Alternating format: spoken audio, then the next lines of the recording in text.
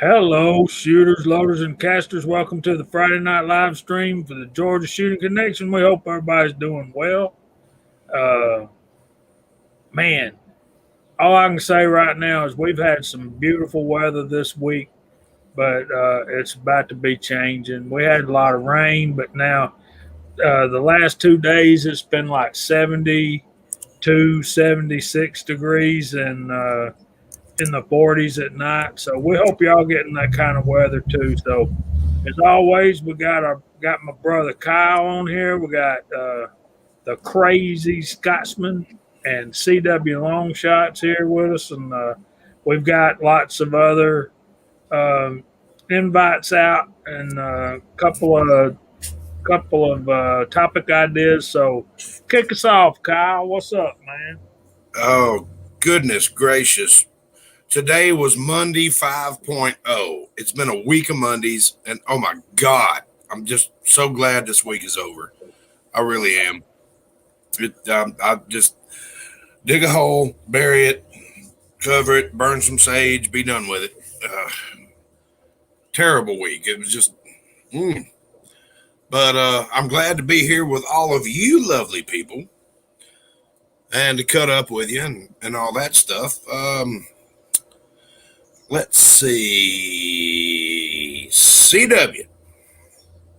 Hello, everyone. Good to be here. I had a busy week myself. I went to see the doctor on Monday. I got myself fixed up, or so I hope, and I've been healing up ever since. So, been getting myself some couch time. Not a whole lot of else, but YouTube and movies and the couch. But I'm feeling good, feeling better. Hopefully, on the road to the mend. There you go. Good deal. Hey, yo, crazy guy. Your turn. What's up, guys? Good to be here. I'm glad it's Friday. It's been a long week at work. It's a busy week at work. But it's good to be here. I'm glad I don't have to work the weekend. And yeah, let's get this going, man. Let's rock it. Absolutely. So tell us before we get too deep off into there's Uncle Jim casting but listening experiment for Tin Man. That will be interesting. So Scotsman, before we get too carried away, you want to talk a little bit about the Bill Milton fundraiser? Absolutely. I appreciate it, brother. If you guys have not heard about the Bill Melton fundraiser, unfortunately, we lost Bill. I think it's almost been 2 weeks now since he passed, but we lost him to cancer. And we do have the GoFundMe out there to help raise some funds for his family. And I have the BM15, the Bill Milton 15, in the works. Just waiting on a couple more parts. We'll get that put together, and then that will be up for grabs. So if you guys haven't gone over and donated already, please go over donate, and then shoot me an email with the subject line Bravo Mike 15, and then every $10 gets you an entry. Let's do the best we can to help out his family. We're only a couple $1,000 away from the goal of 10 grand, so it'd be awesome if we could get there pretty quick. Yeah, I saw that. That's awful impressive. Awful impressive. No longer than that. That fundraiser's been active. That's amazing. And like we always say, our community, I want to say never ceases to amaze, but it's become fairly commonplace at this point in time how the community rises to the occasion. It's insane, man. It's insane every single time. And whether it's me or someone else putting the call to action out, it's almost instant, almost instantaneous. And it always blows me away, man. And it makes me so proud to be a part of this community and how this community is and how they all come together.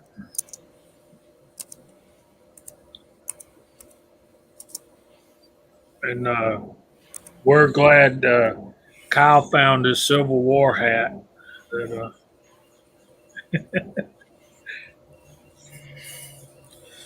I just knew we were about to go live so we could make it on time for once. So I had a hat laying right here and put it on. yeah. So I was thinking Willie might be with us tonight, but Willie is probably shooting with his nephew, and that's a great thing, man. And I thought we might. That was the plan. It was the plan, and we got a bunch of topics. And Warsaw's not happy. What's the matter, man? What's the matter, Warsaw? I didn't do it. So we'll run through the side chat here in a few minutes. But one thing I want to throw out there, and y'all be cooking, and you're cooking over in your brain. What do you do when you can't find load data for the exact bullet and powder that you want to do? So, would you like my textbook answer? We'll get to that in a little bit. We're going to let everybody out there think about it for a little bit. Copy that. And I can see Brian's got the wheels turning already. You saw that about the time I did, didn't you? You know, we always just say fill the case, pack it in, slam that cartridge in there. No, we don't. No, we don't. No, bad, no. So go big or go home. Yeah, look at Kentucky Ballistics video. Well, you know, that was a common practice back when they were using black powder, but we got smokeless powder now. So, yeah, think about that. So, I got a little bit of story. Mountain Trapper Customs. Welcome in here, buddy.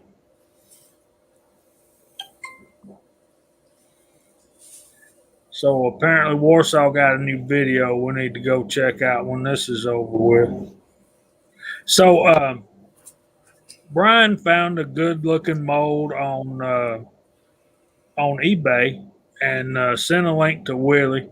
And Willie has all the molds that he can cast with at the moment.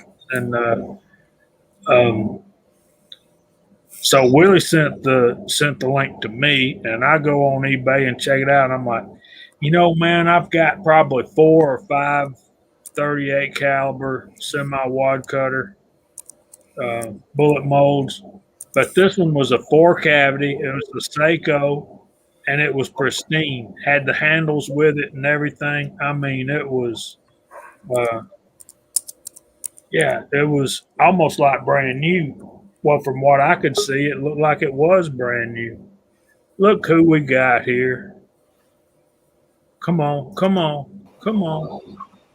There he is. What's up, Ocean? Hey, finally. Yeah. It was like 3 hours with no internet. Oh, man. No YouTube videos, huh? Yeah. So I'm glad it's back up. So when we got this link for this beautiful mold, it was at about, $70? And I thought, yeah.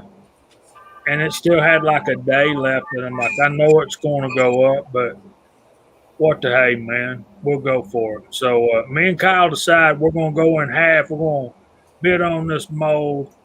And I bid up to, I put my max bid in at 100.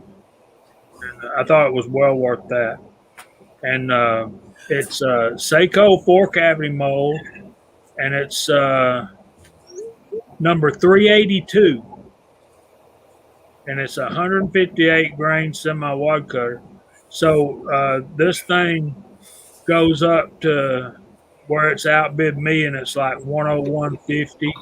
And then I decided, well, we can go a little bit over 100, but it's $11 shipping too. So then, right at the last minute, man, I raised our top bid up twice and got up to like $106, and finally I wasn't going anymore. And yeah, so we lost it. It finally sold for $113.76. Well, we tried. We tried, but Well, one of the big things to watch for right now, especially on eBay, there's a lot of people that will have multiple accounts and bid it up. Right. And you just gotta be real careful of that. There was one mold that me and Daniel were watching there for a while, and I was doing the bidding, and Daniel was gonna split with me. Well, it just kept going up and up and up and up and up, and it sold a few, and then it got the guy took it back, and then he put it up again, took it down, put it back. He did it like 4 or 5 times because he wasn't getting what he wanted. But you could tell. I was watching it. I just kept watching and watching. I only bet the first time around. I didn't bet any other times. I was just watching it to see what was going on. But it was just being constantly bid up. Yeah, I wasn't studying any of that. I'm like, I'll throw $50 in. We can split it. We'll both cast up a bunch of bullets and then send it around. Speaking of which, Mr. CW has me interested in something as to whether or not I got a confirmation that mine has shipped. No.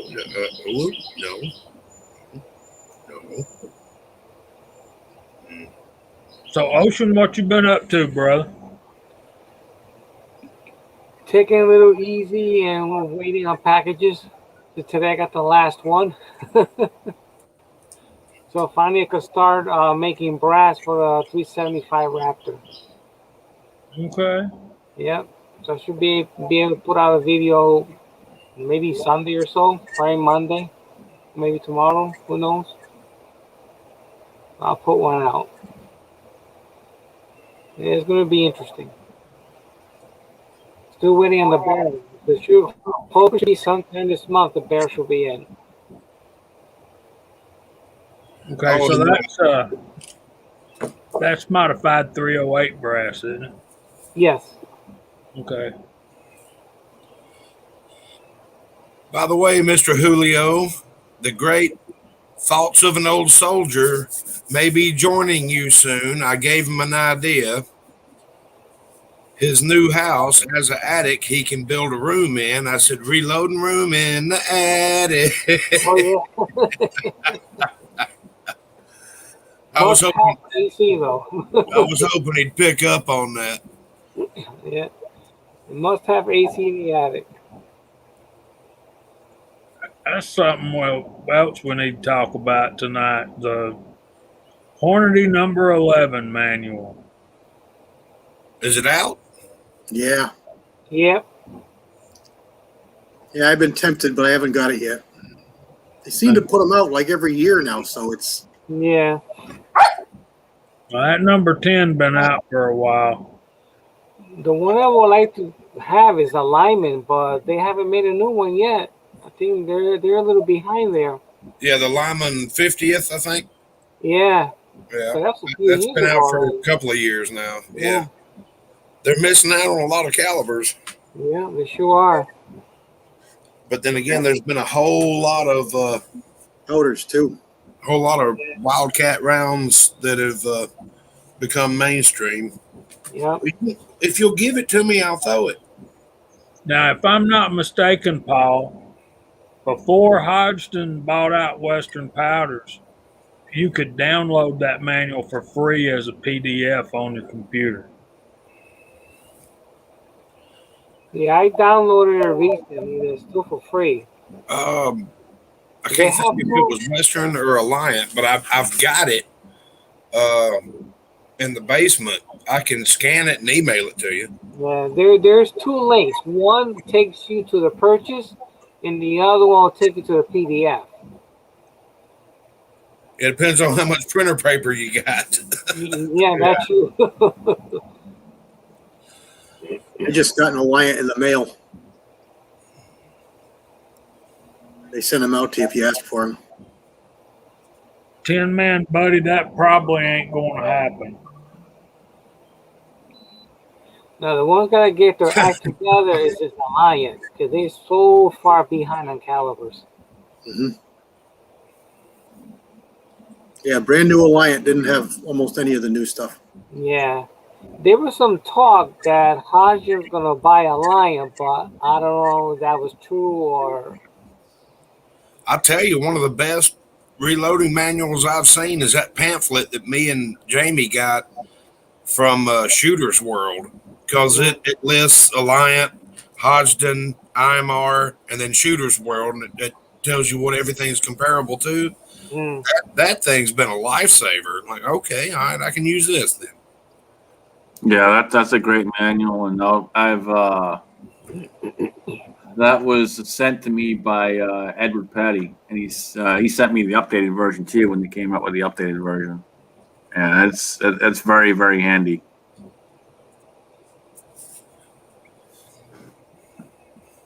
You can get, I call it a part of a reloading manual at some of the stores that sell reloading supplies. They'll have, the little pamphlets. Mm. And those kind of, like if you've got some older manuals and you're starting in on something new that's brand new that you don't have data for, a lot of times those little things will have a good bit of the newer stuff in there. Mm. And then you get to be like our buddy Lever Guns 50, and none of the manuals have anything that he shoots anymore except for 30-30. So, man, he's got some beautiful stuff. Oh yeah. And that blue stock he put on that Marlin 330 30-30, that thing is awesome. Ocean, didn't you get a scope, a stock, something like that for one of your guns? Yeah, I got one from for the 375 Raptor. A Boyd stock. Boyd's. Yeah. All right. The one, thanks, 10-man, Kingpin.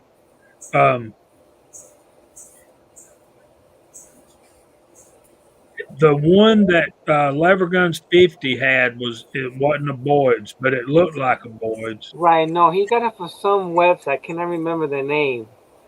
I guess they England. did It's in a lot England, of I think. lever actions there, and it was real nice. Very nice. Yeah. Beautiful blue laminate. What'd you say, CW? What'd you I think? think they're from England. Oh, yeah? Yeah, Yeah, I came from overseas. I forget the name too off the top of my head. He's out there though. Yeah, he's out there. He'll tell us in a few minutes. Yeah, I can't remember it. Mike says form. Form. Doesn't ring a bell. But the Boy stocks are nice. I picked one up here not too long ago for a bolt action project I've been doing, and I'll do a video on it here pretty soon. But that's nice, man. It's nice. Oh yeah, what a difference in feel. It's like, man, this is a stock. Yeah, it was huge. Having the cheek piece, the riser on the cheek piece, all of that just made a huge difference. Yeah. You got the @1, didn't you? Yeah. The that one is nice. So That's y'all what I wanted, but I couldn't use it with my barrel because it was too thick. Yeah. Well, looky here. Y'all go check out Form Stocks. That's what Lever Guns 50 got. But that thing was, Okay. Oh, form stocks. Okay. yeah, FORM.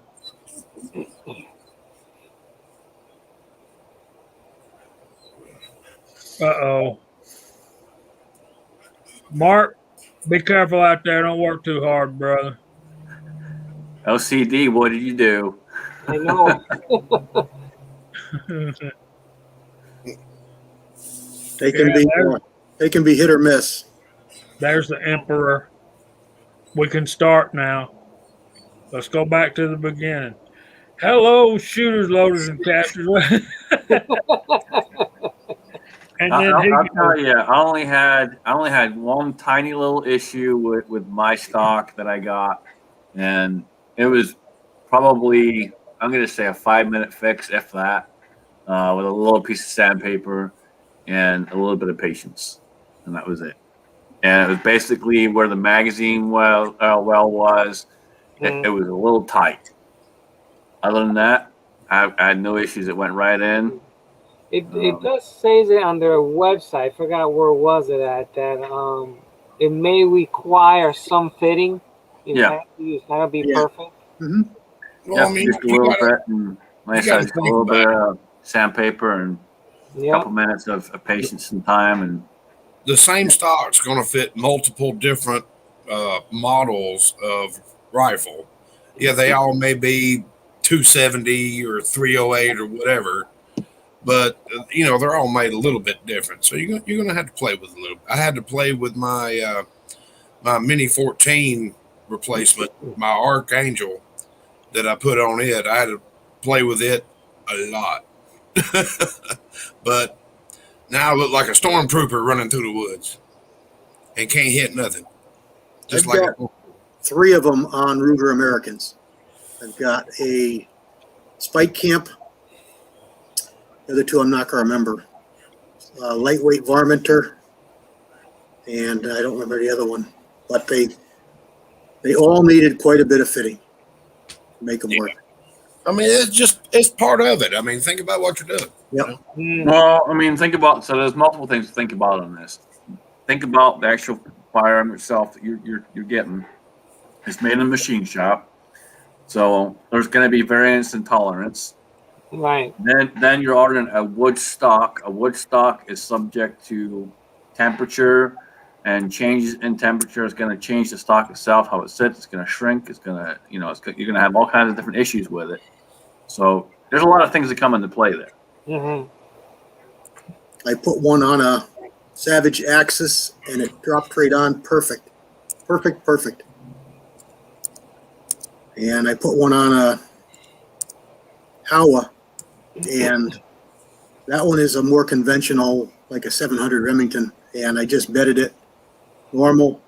It didn't have any of the newer style bedding blocks like the Axis and the American have, and it was fine. It was just a conventional stock. I opened it up, I bedded it, put it in, pulled it out, bedded it again, put it in, finished it, and done. So it was fine. But I've changed stocks on a Remington and a Browning 270. One of them fell right in there, and the other one needed a little bit of work. But like the Scotsman said, just be patient with it and give it a little bit of love, and eventually, thump, it'll drop right in. Mm-hmm. So some folks might be wondering out there, and I don't know if they are or not, but some folks might be wondering, why did we change our stocks? Why did we want to change it? Why did we want to upgrade? Things like that. For me, I'm a long, lanky son of an SOB, so having the long super arms, I have a very long length of pull. So for me, having to He got them gorilla arms. shoot with a regular stock can be a real pain in the rear end. So being able to have one that's adjustable, make it longer, and have that cheek riser really helps me out. Mm-hmm. for me, they were all plastic stocks, and it's fine. It works good, but I got to really like the guns. They really shot well, and they deserved better, so I put better on them. Mm-hmm. Exactly. I actually upgraded my 308 from the synthetic stock that it came with to a different synthetic stock that I liked better. And you can ask Jamie, that sucker shoots great.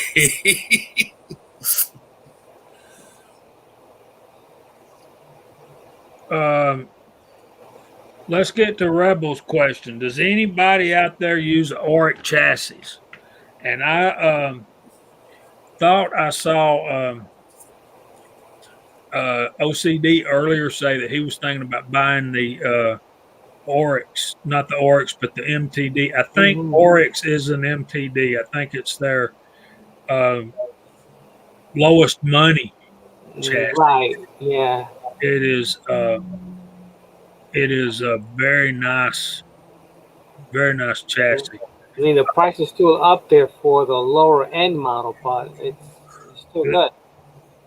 Still $400. Hmm. Um, so back to the Scotsman's question. Uh, why did we uh, why did we change stocks? I think I changed mine just the same reason that um, yeah, same reason CW did is I bought the Ruger American Predator like OCD has 6.5 Creedmoor, and after we went to Dead Zero, I want something that's going to get me out to 1,000 yards relatively well as consistently as I can get out there, you know. And I just the stock that came on it was very flimsy, and if you put a bipod on it and you try to the uh, load up the bipod, you're going to lose your free float because it was that close on one side. I just All right, changed so mine. let's take Thorzak's comment of we just took a $300 rifle and made it into a $650 rifle. You know what? Yes, we did, but it's ours and it's what we wanted to do. And Hmm. you know what? If you got the extra money and you want to do it, so be it. Think about how much money you put into a $300 rifle and a scope. You always spend at least double, if not more, on the scope to make sure you get a good scope on that rifle. So, it is what it is. You're always going to have more money in the gun than you have the actual gun itself. Mm. Yeah. By the time face it, guys, by the time we get done with anything and everything all the firearms we have, we ain't never going to get that much money out of that once we go to sell it. Nope. I've got so much money in my Daniel Defense 223 or 5.56, whatever you want to call it, because it is a 5.56. I'm never going to get that out of it. But you know what? There are many rifles, but this one is mine.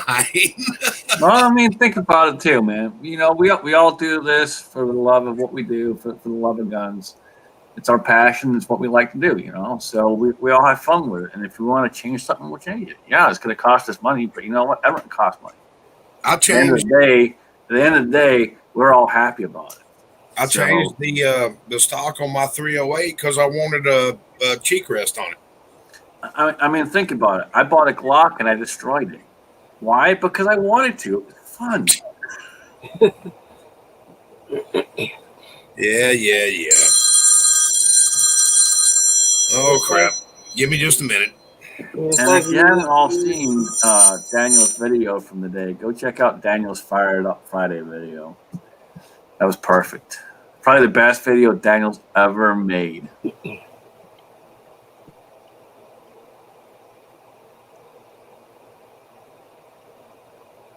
It's like if you look our reloading room. We have a lot of money invested in there too. Oh, and that's it. And there's always going to be upgrades. There's always going to be things you want to change. Yeah. I mean, I got 4 different presses. I got 1 progressive and 3 other kinds of presses. I would like to have another progressive press, but can I really afford one? No. Do I really need one? Probably not. But at the end of the day, it's what you want. It's what you want to do. Mm-hmm. You figure out what you want to do. You're always going to spend more money. You're always going to have expenditures going out. It's just, it's our passion. Mm-hmm. And you're always going to invest in what you like and what you love. Right. So, I'm. Hey, Mig. Okay, I'll tell you what I did. And if you can hear me and if you're available, check your email. I sent you a link, bud. Okay. I bought the Magpul Hunter stock for my Ruger American Predator 6.5 Creedmoor, and it is very free floated.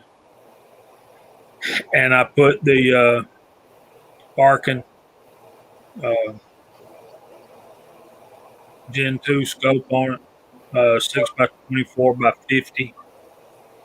So I paid $400 for that rifle brand new, and that stock will go between 250 and $300. But when I went on Amazon to buy that stock, I had about $130 worth of rewards points. So I got that stock for like $120. So then I ordered the scope through Kenny, and so altogether I'm still well under $1,000 on that rifle. And got to work up loads for it. But if you can get 1,000-yard gun for under $1,000, I think you're ahead of the game. Oh, and that's it. I mean, I haven't done a video on it yet, but I will here soon, guys. But I bought a TC Compass, and I found it for $230, and then I bought the Boyd stock. I believe it was $250 for the Boyd stock, and then I bought a what was it, a ride-on scope or something like that, and that was another couple $100. So I got like $650 into the gun, but it's a 1,000-yard gun all day long. Not saying the shooter is, but the gun is. Right. And I think that's where we wind up at, is we wind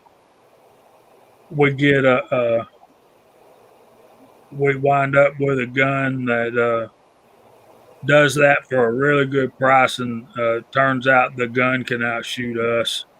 And I don't care who you are, you can buy accuracy, you just can't buy marksmanship. Oh, and that's it. So a lot of you guys know that I've been helping Daniel with shooting handgun for, I don't know, heck, what is it, Daniel? Almost 5 years. I've been hanging out with you.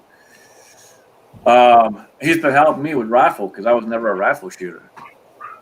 I was always a big bore pistol guy.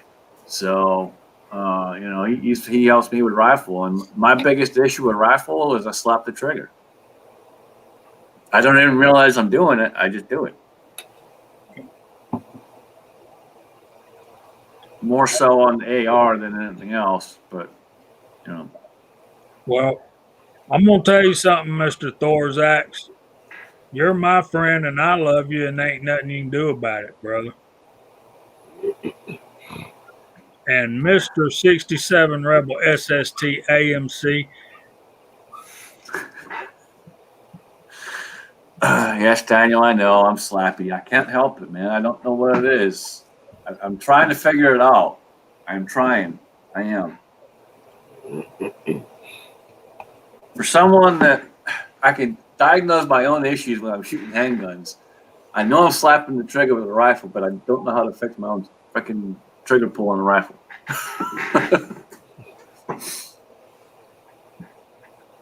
So, Blackhound, after doing the study that I did before I bought the Arkin, Blackhound will be my next scope when I decide to spend some money on another really good scope.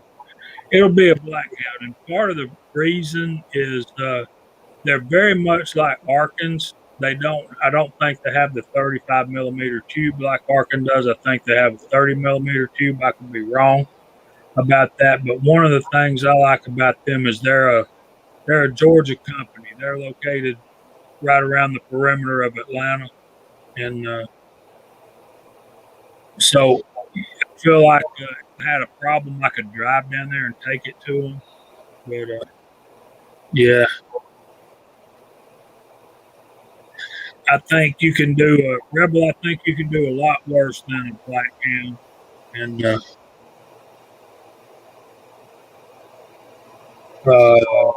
Big Al is waiting on his Arkin. I know he's ordered one, if not two of them. But the price has gone up since I got mine. So I saw some peep sights today, Georgia boy. $110. Forgot where I was looking, but yeah, I thought that was kind of high. So while we're y'all got quiet on me, guys. Am I talking too much? Oh no, Just reading the side chat. It's running good. Yeah. It's running crazy. And well, since you brought that up, let me run through here. We got James Pollard, Kyra, Just Some Guy, Jason Stewart, Kyle Lusk is in the room. George Boy 44, a pastor, OCD Outdoors, 67 Rebel SST AMC. How would y'all like to see a drag race between him and Andy 79Z28? Oh yeah, that would be nice.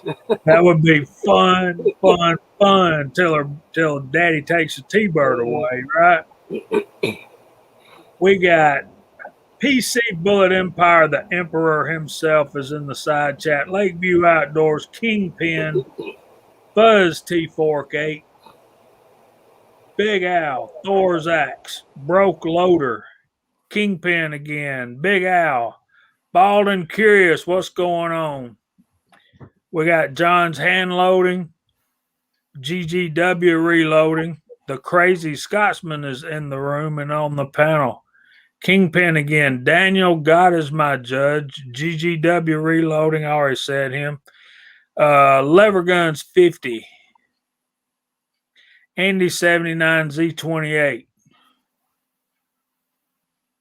Idaho Rogers USMC. Thor's Axe.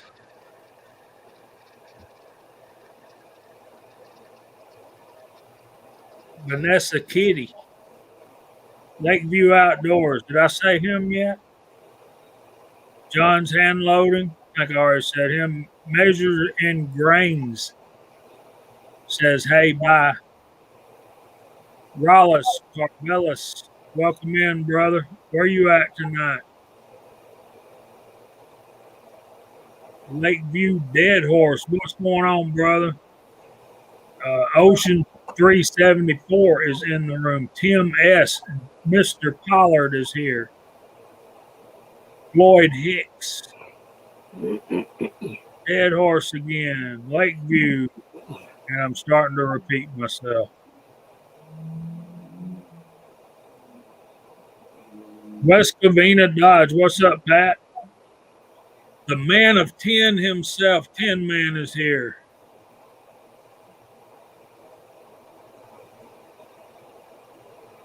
And I think that's all. Tim S. Hey, where's Chico? Man, I ain't heard from Chico in a minute. Echo's Reloading Chamber. I don't know that guy. I think Chico's still at work. Probably.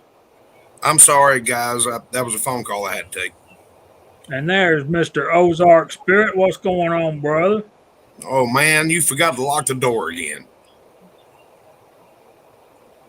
Oh, come on, man. That was supposed to be funny. If you leave your door unlocked and he comes walking in, our 6-shooter Texan, what's up, bud? I missed you.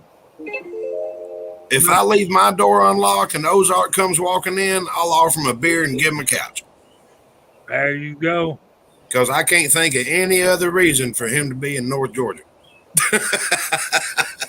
He's lost. Give him a beer and a couch. And actually, Ozark, I've got something coming out to you by way of the preacher. We had Senior Master Sergeant Bulldog was out there earlier.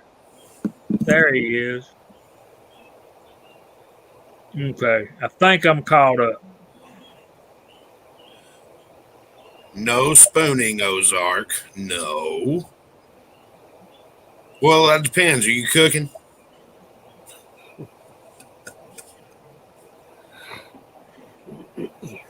Yeah.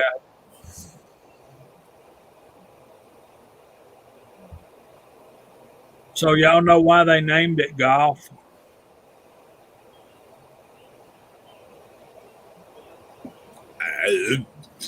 I know Robin Williams' version of why they named it golf. You know why they named the I golf? can't say that on here. It's really easy why they named the golf, because Go Fish was already taken, so you got to go for a big walk. What I heard was all the other four-letter words were already taken. So what it actually stands for, I think Scotsman could correct me.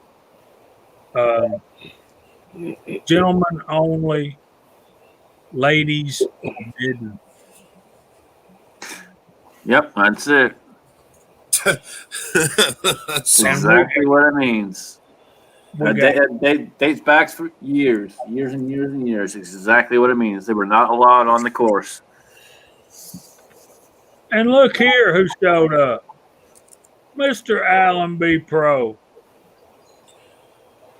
And we got Thoughts of an Old Soldier is out there too, so I'm catching up. Preacher will bring the smoker.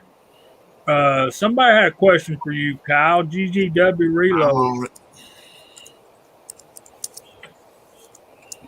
I would say he lives about what 60, 70 miles from coming. Yeah, it's a minute. I mean, I'm in the same area code, but I'm nowhere near there without working for it. You can do that.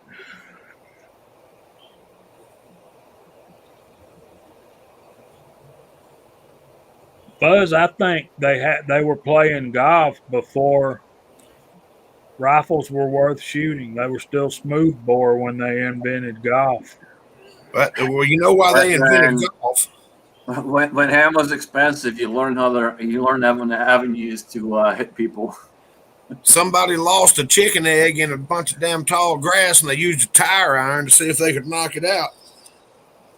Hey, you know what, man? I can hit a mean 3-iron, so that's all that matters. No way. Well, there's a reason they call it a stroke, because every time you miss, you think you're going to die. Dude, I literally, when I'm on the golf course, I use like 4 clubs. That's it. Yeah, me too. I do not use the entire bag of clubs. I have no. Let me guess before you tell this. I'm going to say 7-iron. No, I'm going to say a 3-wood, a 3-iron, a pitching wedge, and a putter. All right, let me add one more. Sorry, 5, not 4. 6 iron on top of that. Okay. You got it right, but a 6 iron on top of that. 3 and a 6 iron. Those are my 2 favorite irons. I can hit those like no one else's business. Me too. I can too, and all of them are going to curve to the right. All right, I want to take a serious moment right here, just for a minute. You guys that are praying men, I'm going to ask you to pray for Pony 47 and his family. They lost a family member. I believe it was his mother-in-law, and I hope I'm not saying too much, Pony. But I would ask y'all to be in prayer for his family and the loss of a family member. And he's on the road. Hopefully you're home now, Pony. Are you home? He was coming through Georgia, and I just couldn't get off to meet him because I already missed one day of work, and my boss decides to call a meeting at 3 p.m. this afternoon, and he's wanting to have lunch today in Atlanta, so I'd have had to took the whole day off. And man, let me tell y'all something. Part of what we do here is the name of the channel, the name of our little group here is the Georgia Shooting Connection. Well, lately I've been so busy, I ain't been doing much shooting. And when I miss an opportunity like meeting Pony 47, I feel like I've missed the opportunity to connect. So we're supposed to shoot and connect, and I'm failing right now. So I got to get my priorities in order. So, Pony, I want to apologize for not being able to get off and meet up with you today, but work called, brother. And Scotsman, I'll tell you and Daniel both, a 3-iron in my bag is nothing but a long putter to get me out of trouble. So I do not hit a driver well whatsoever. I do not use drivers. I don't even carry one in the bag. I have no need for it whatsoever. I would rather use a 3-iron. I actually hit a 3-iron better than any other club in the bag. I hit a 3-wood 6-iron and putter, I guess, would be my best clubs. My go-to club, if I'm out on the fairway, is a 6-iron. I can hit it exactly where I want it, get exactly the right kind of height on it, and all the rest of it. It just works for me. And I don't shoot cavity backs either. I cannot hit cavity backs. So cavity backs are supposed to be easier. Not for me. I have to shoot a set of ping blacks. I actually bought a set on eBay years ago now. I lucked out and got a set of ping blacks for a damn good price. And I hit those way better. I cannot shoot cavity backs whatsoever. I gotta have cavity backs. I can't hit a blade for squat. I can knock the cover off a golf ball, but I can't tell you where it's going to go. I can tell you where I'm aiming, but it ain't going there. And then I'll pull the rifle out of the bag and shoot it. All right, so I have a couple questions for you regarding this, and then Alan, yes, we can do that. I'll get with Daniel. We can make that happen. I got plenty of extra golf balls that we can do a shoot off. Are you pre-gaming?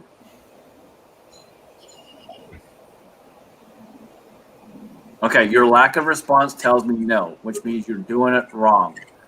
That's why you're having problems. Right off the bat, you're not doing it right. Oh, Lord. Oh, Lord. What's up, OCD? Hey, how are you? What's going on, you There guys? goes the neighborhood. What's up, buddy? Yeah. Somebody left the door open. I told you forgot to lock the door again. Yes. But I came in at the wrong time. Y'all are talking golf, and I'm not into the golf scene. I'm not a golfer. My father is, but I'm not. Okay, Yeah. well, this is a shooting and reloading show, but we got more viewers right now than we've been had in a couple of weeks. So maybe we need to talk golf more often. But anyway, I want to get back to the subject. I like thoughts of an old soldier's comment. That's amazingly funny and fitting. Yeah. Concerning Rebel's question there, I don't know about high dollar, but quality definitely makes a difference. I made a Yes. switch on a bunch of mine over to, I forgot what they're called now. Leopold, they're dual dovetail bases. And I switched them over on all my Ruger Americans, and it made quite a big difference. Depending on the caliber, the more heavier calibers, I would prefer the ones with the 3 screws in each ring, just because they hold better. But you can get by with a set of $8 Tasco rings if you have to. I think a lot of the problem comes from the Weaver was the standby for most everybody for a whole lot of years. The only other one people really knew was the Redfield, the turn in front with the screws in the back, windage, adjustable rear. And then we started with the pick stuff. And the I'll dimensions tell you, of pick and weaver are different. For under $40 for a set, your Warren rings are probably one of the best rings on the market. Warren are very good rings. Yeah. But like I said, pick dimensions are different than weaver.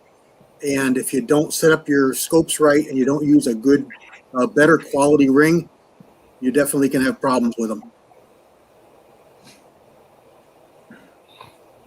Generally speaking, if they've got 3 set screws on each side, that's high enough quality to do anything you want to do. Generally speaking. Yep, absolutely. Everyone, make sure you put your thoughts and prayers out there for 6-shooter Tex, and he lost his nephew this past week. That's rough. Sorry, buddy. I'm sorry, bud. Yeah, we're terribly sorry, 6-shooter. We'll add you to the prayer list as well, you and your family. And I feel a little bit guilty. I thought I was going to be late. My nephew graduated from college today, and we're having a party to celebrate. And while we're doing that, you're losing your nephew. I'm sorry as I can be, brother. So, anyway, back to the question. OCD, what do you think, bud? What was the question? I was busy trying to see the bullet. Scope rings. Scope rings. Yeah, I don't generally use cheaper. I have a couple Warren Vortex, the precision scope rings on my on the 6 Creedmoor. I think that's what I have on there. Yeah. All right, Big Al, be careful. We'll be looking for you. Come back. There's AR Gun 1776. Welcome in, brother. My opinion about that. Well, Ocean, you go first. You go before me. No, what happened? What happened? I lost you there. Scope rings. What's your opinion on scope rings? Scope rings. I have one for on the 450 there by Loophole. Those are pretty good. But I use a lot of the UTG, the pro version, and they seem to work okay. I got no problems with them. And I got one that they say they could hold 0. You could take them off and put them back on. I tried them a few times and it still holds 0 pretty well. And someone out there mentioned that. Who was it? Hold on, let me scroll back up. Rollis Corvallis mentioned about thinking that having the correct torque is probably more important. Torque is important. I will say this though: don't get too hung up on having a torque wrench and being right on the amount of pounds. Don't get too hung up on that. The biggest thing, honestly, is making sure you get it leveled off properly and that everything is even. Whenever you're doing your pattern, always go crisscross. Don't go side side. Always crisscross, because if you go side side, you're gonna end up with too much torque on one side versus the other side, and you throw it off, and things won't sit right. You always want to go crisscross. And it is okay with heavy duty rings for them not to be touching. Let me just say that, because everybody's like, oh no, they're the wrong size. No, they're the right size. It's okay if the top and bottom ring is not touching. Just make sure it's not touching on the left side and then 1/4 inch away on the right side, which goes to what Scotsman was saying. Torque everything kind of evenly.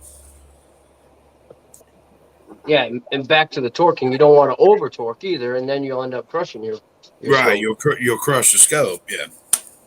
Yeah, they come with instructions. So following the instruction also has the tightening pattern to follow. So that works pretty good.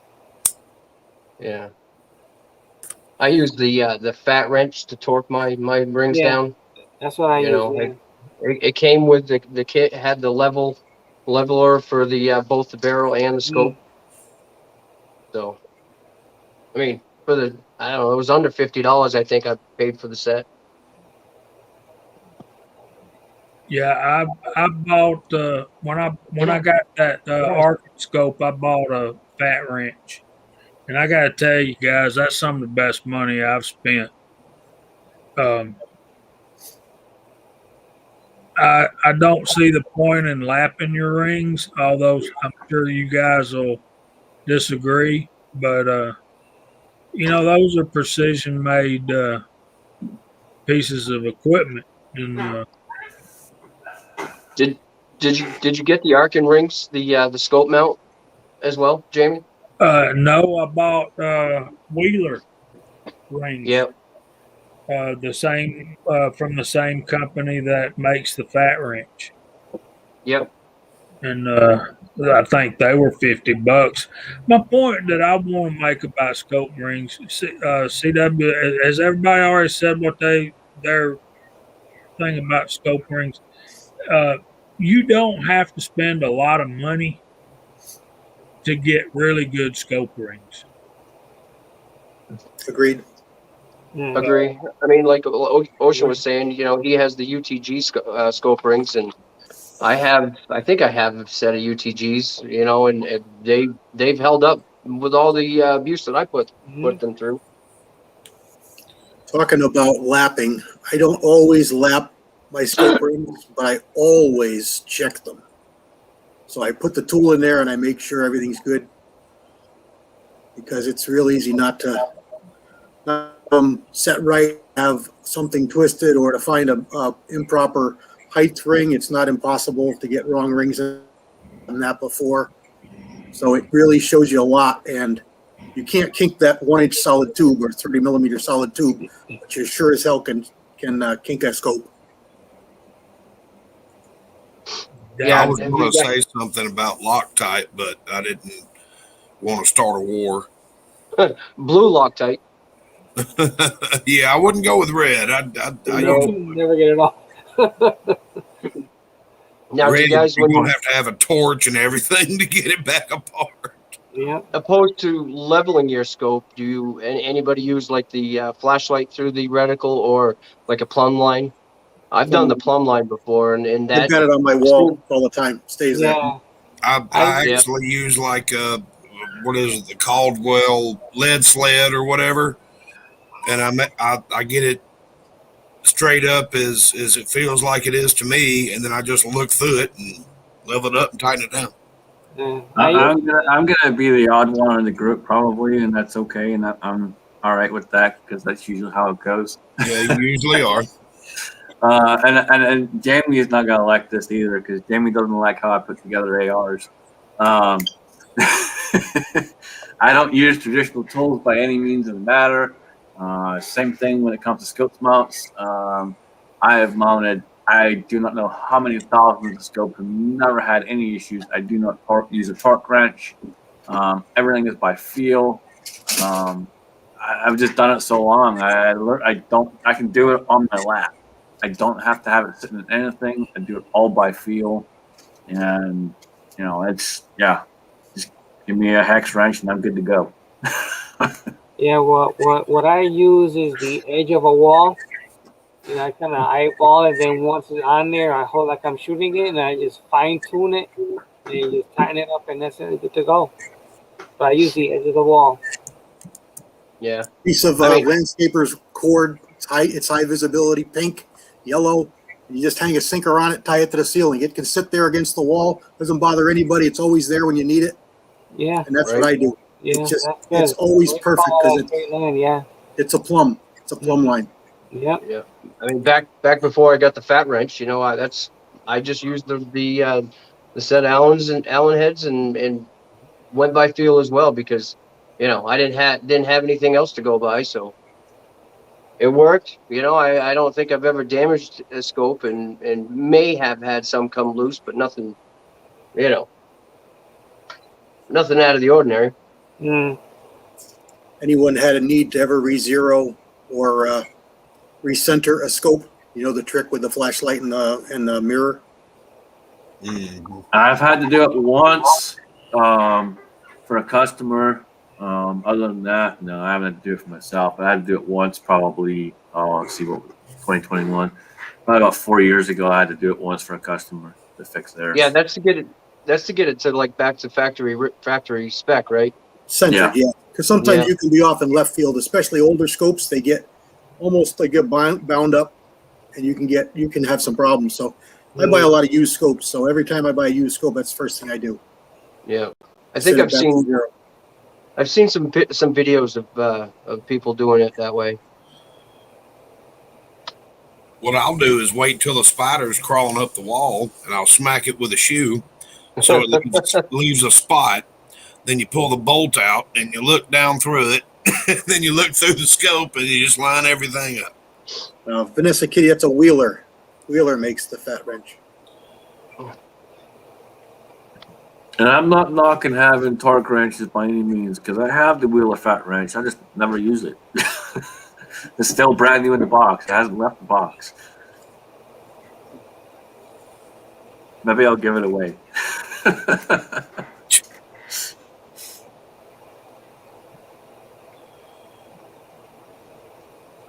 Tim S. wants you to explain something, CW, but I don't really know what. It's probably centering the reticles. There's a number of really good videos on YouTube if you just look it up. It's a little longer than I really explained here, but it's not overly difficult. Yeah, it's not super hard to do. It's easier to show. You can literally do it in a couple of minutes, but yeah, there's plenty of videos out there. Just look them up. It's going to be a lot easier to watch the video than try and take it from an explanation. It's easier to show it than to explain it. Yep. So we were at dead zero, and I get outside and throw my lead sled on the trunk of my car, take my bolt out of my rifle, and start turning knobs and stuff. And yeah, it's like bear in mind where this is happening. This is happening right in front of the hotel. You know you got a bunch of gun guys when you're sitting in front of the hotel drinking beers and sighting the rifle.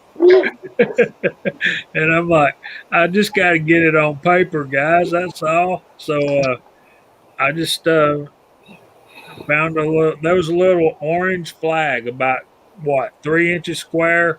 Yeah, it was like marking a power line or something. Yeah, it was maybe 3 inches square, yeah. So I got that in the center, put the X on the scope right there, and next morning I was on paper. So I believe in bore sighting your scope before you Especially today, primers are expensive. Tell him about when we went to longer range. You go ahead, Kyle. Jamie's sitting there shooting, and I'm like, "You're all over the target. Just hit the dang thing." And he goes, "You don't understand. I'm shooting at a leaf on that tree above the berm." Yeah, he was maxed out beyond maxed out. I was. But that problem ain't going to happen next time because I got the. I about fell off the damn stools. I thought that was so funny. You don't understand. He was trying hard, though, man. You got to give him credit. He was so trying. I give him a lot of credit. I don't want him shooting at me. Good night, John's hand loading. Thanks for coming in, buddy. We appreciate you. I was just thankful that on the first shot I hit the target. All right, so Daniel mod one scope and had it come loose. Has anyone had that happen to him personally? mountain. Again, I don't know how many guys. I've lost count, but we're talking probably at least. I'm gonna say at least between 3,500 and 4,000 scopes I've mounted in the last 5 years, 5-6 years. Has anyone ever had one come loose? Not I have. tight. In scope, I had one come loose on me. Yes. Shooting, yeah. Oh yeah.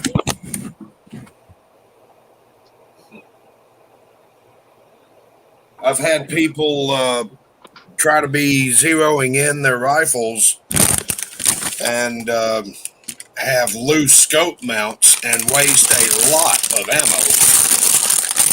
I'm sorry, hang on 1 second. All right. Yeah, it took a minute. My buddy was he was messing with it. I said, let me see that thing. And I picked it up by the scope and I felt movement. I said, well, here's your problem. And he was like, I don't know what to do. I'm like, tighten it down. So I kid you not. This was let's see, what 2016, I think it was. I had a 2016. I had a customer who bought a almost $3,000 scope and had it put on, took it out, went shooting, and put almost 4 boxes of ammo through the gun, and then called me and says, "Hey, something's off. The scope's loose." I'm asking him, so I was like, okay, so how do you know it's loose? What happened? And asked him the whole story and the whole 9 yards. He's like, well, we shot the first 20 rounds and we saw something was off, so we put 3 more boxes through it. I'm like, what? I'm like, you wasted 3 more boxes of ammo when you saw something was off? That doesn't make any sense. So then I'm like, all right, so what do you kept going on and on. And like, all right, look, dude, I got one here. Bring it in. I'll look at it, see what's going on. If need be, I'll switch it out and whatever. I kid you not, that was 3 hours of torture. The guy was a complete and absolute moron. He had no idea how to shoot whatsoever. It was clear as day. And ended up being literally a huge mass between him, management, upper management, and me. And I kid you not, man, after 3 hours, I finally had a brand new scope on there. And then his wife griped about paying me $5 for taxes. I kid you not, dude. I looked at her straight in the face, and I'm like, look, you got 2 options.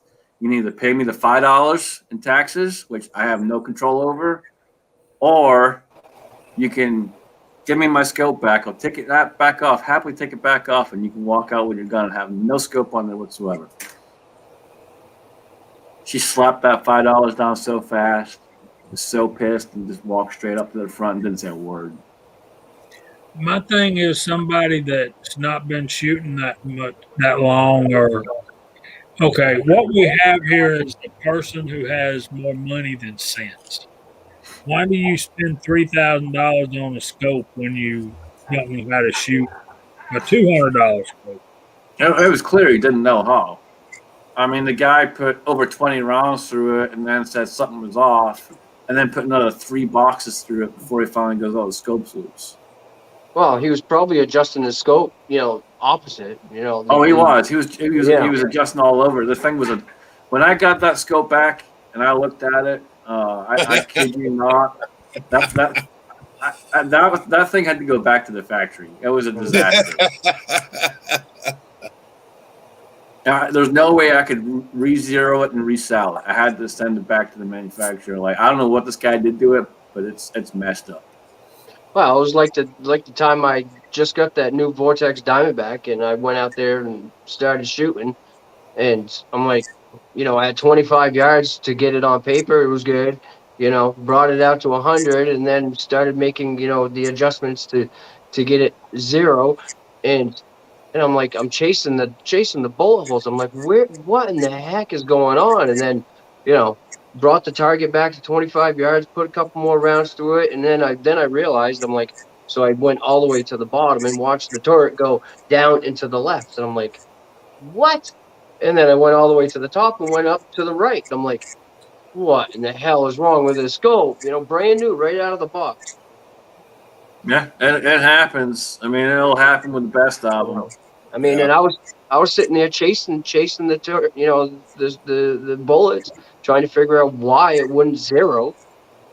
I've got one scope like that, and I got to take it up and shoot the scope. I'm not keeping the scope, but I'm gonna take it up and shoot it. But I only put a box through it, and we were trying to figure out what was going on. And after about 14th round or so, we figured out the turrets were backwards. So they flipped the turrets. They were all backwards. So I was like, all right, whatever. But I didn't burn more than a box of rounds through it. Right. It's just It you can happens. figure it out pretty quick if something's off.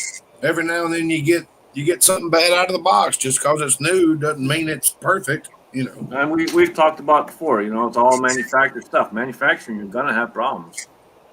It's gonna. Doesn't matter what it is. Whether it's an old school Smith & Wesson or a Colt or whatever, you're gonna have an issue at some point in time. It's a manufactured piece. I had a Vortex scope that I was trying to slide in and couldn't do it because of the simple fact the reticle was rotating every time I'd pull the trigger. And I went back to the gun store where I bought it, and I was like, do me a favor, look through here. And he goes, well, your scope's not level. I said, look at the turrets. And he goes, well, that's weird. I said, make sure the gun's clear.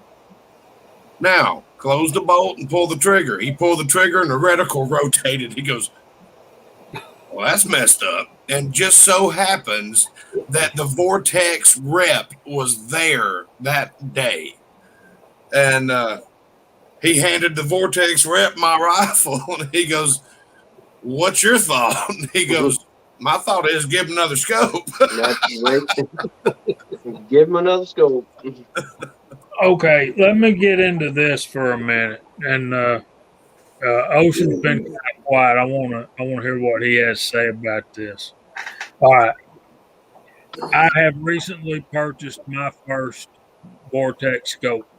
One of the reasons that I have avoided my Vortex for so long is I hear guys always having to send theirs back, and Vortex people brag on their customer service, and the weasel up there has preached at me since I've known him that nothing is as good as the customer service that comes with it.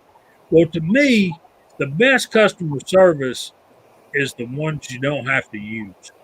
So if I can find a scope that I ain't gonna have to have no trouble with and send it right back and get it replaced, that's the one I want. Mm. Yep, and that's it, man. And it's most of your manufacturers will have a limited lifetime warranty, but a lot of them have changed over the last 5-6 years. Honestly, it's crazy. A lot of them now are a limited 3-year or a limited 5-year. It's just nuts. And even Loophole changed to where they're only lifetime on gold ring, nothing else. Well, They don't honor Redfield anymore. Nothing. I can tell you this: Vortex was straight up and said, "Looks like you got a junk ass scope. Here, have another one." And I used that scope on my 308 for many years. Now that scope is on my Daniel Defense 5.56, and I haven't had a single problem out of it, and it is dead nuts accurate. If I wanted to go up 2 mils, dial it in, and it's there. I mean, knock on wood, I have 2 Vortex scopes and they both work beautifully. But, I choose Vortex because if it ever goes wrong, they have no questions asked. They just swap it out and that's it. Yeah, Yep.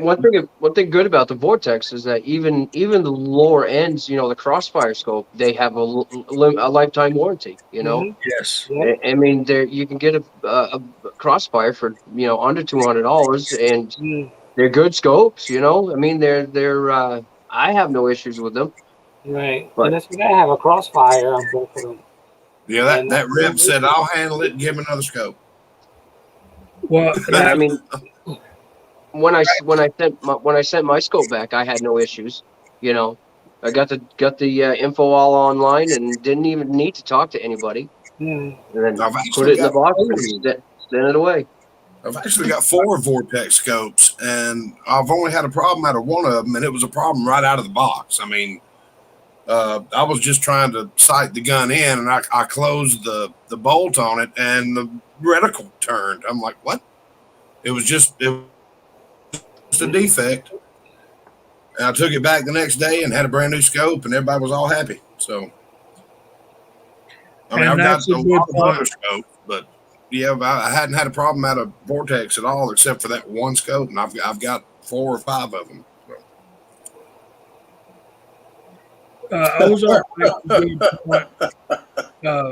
Ozark makes a good point that if a lot of it, like has been said on this panel already, um,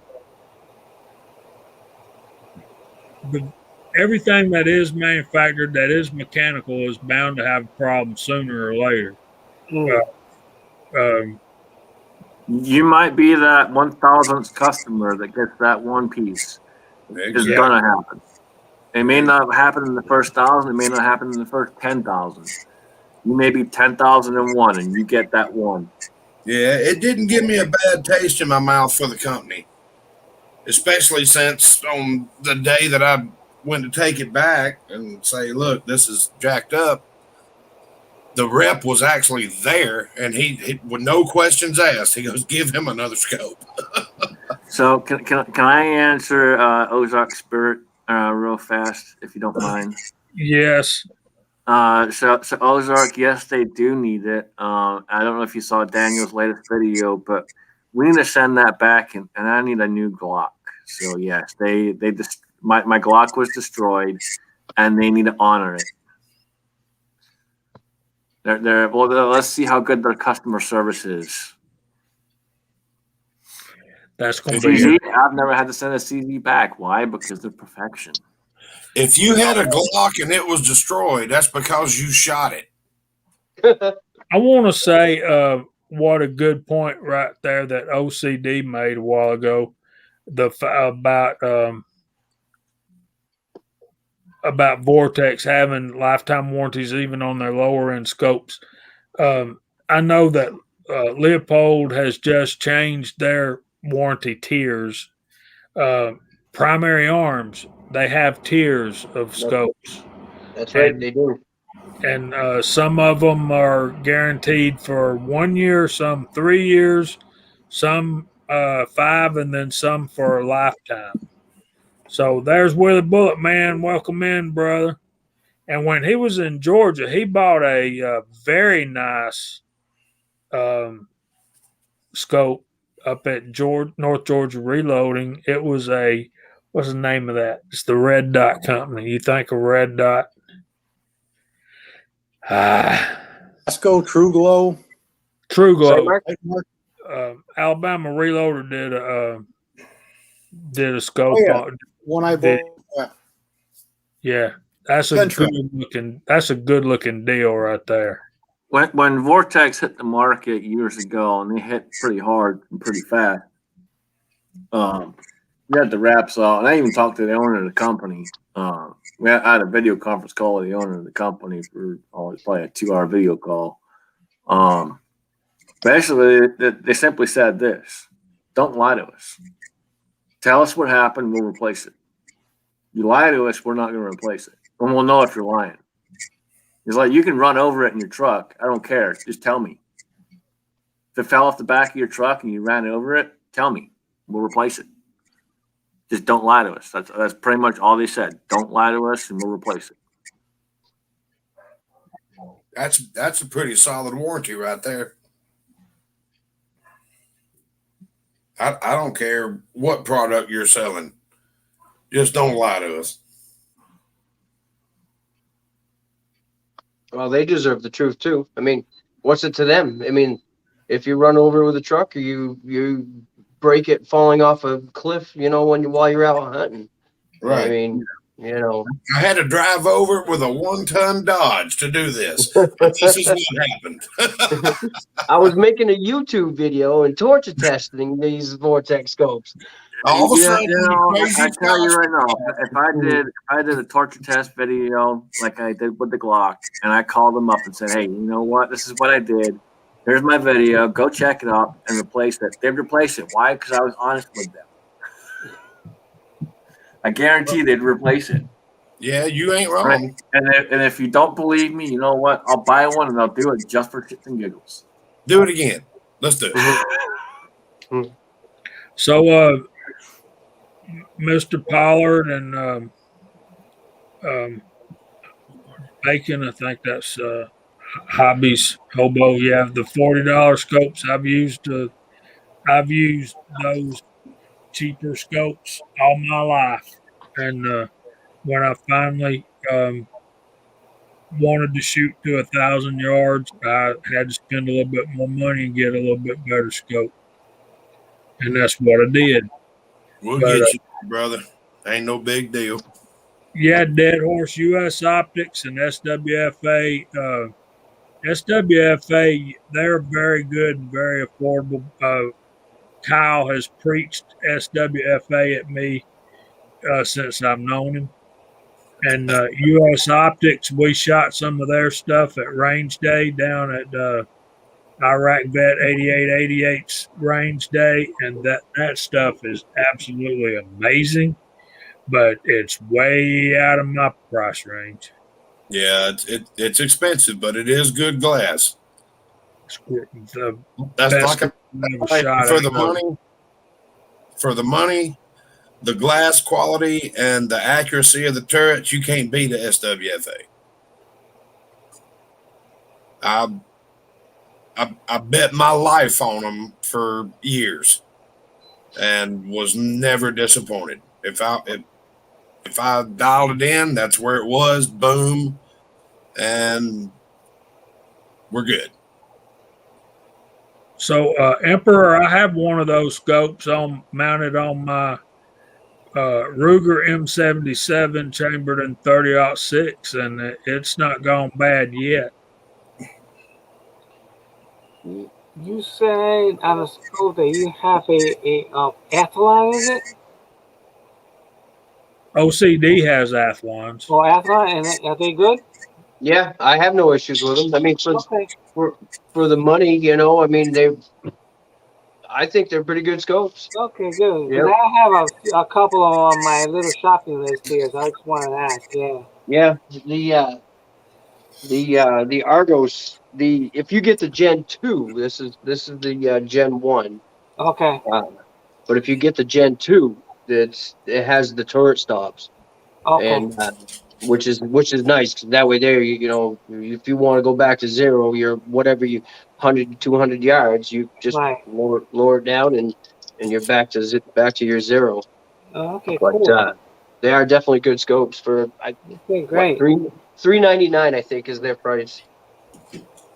So Yeah, the thing about those, and CW's been quiet, let him chime in on this one. One of the things I think about those lower end scopes, like them Spencer Penty scopes and Simmons, I've loved Simmons for a long time.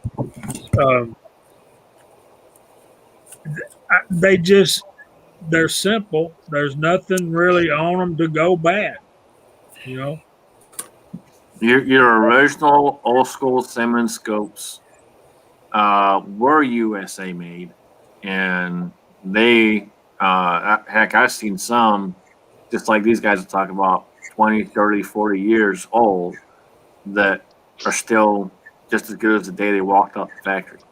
Your newer ones are all China made, but Yeah, they've gone to using Chinese and Japanese glass and that kind of stuff. The glass isn't as clear. It's not as durable.